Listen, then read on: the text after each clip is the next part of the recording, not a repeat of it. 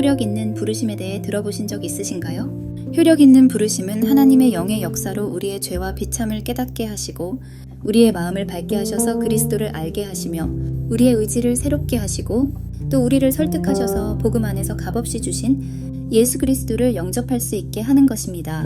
즉 성령님께서는 아버지께서 아들에게 보내시는 택자를 효력 있게 살리신다는 것입니다.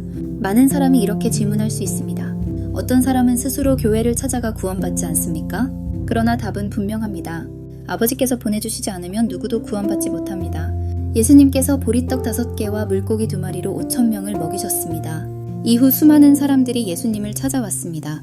그러나 예수님께서는 말씀하셨습니다. 나를 보내신 아버지께서 이끌지 아니하시면 아무도 내게 올 수 없다.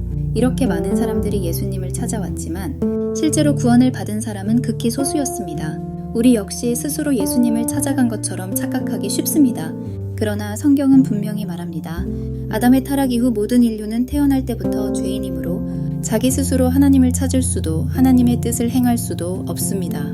우리가 예수님께로 나온 것은 전적으로 하나님 아버지께서 우리를 택하시고 예수님께로 인도하셨기 때문입니다. 그렇다면 왜 하나님 아버지께서는 우리를 예수님께로 이끄셨을까요? 그 이유는 분명합니다. 오직 예수님을 통해서만 생명을 얻을 수 있기 때문입니다. 예수님께서는 말씀하셨습니다. 오는 그를 내가 마지막 날에 다시 살리리라. 예수님 안에만 생명이 있습니다. 예수님께로 오지 않으면 그리고 예수님을 믿지 않으면 결단코 생명이 없습니다.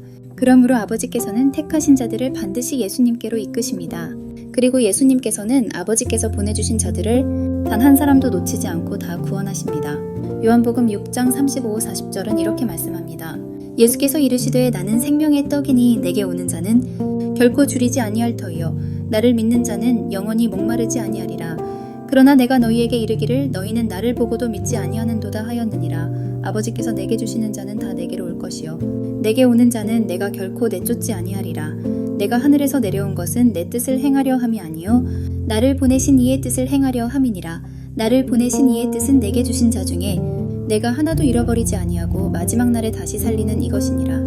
내 아버지의 뜻은 아들을 보고 믿는 자마다 영생을 얻는 이것이니 마지막 날에 내가 이를 다시 살리리라 하시니라. 그렇다면 한 가지 질문이 남습니다. 아버지께로부터 보냄을 받아 예수님께로 나아오는 사람은 어떻게 구원을 받습니까? 그 답은 바로 성령 하나님의 효력 있는 부르심입니다. 예수님께서 말씀하셨습니다. 살리는 것은 영이니 육은 무익하니라.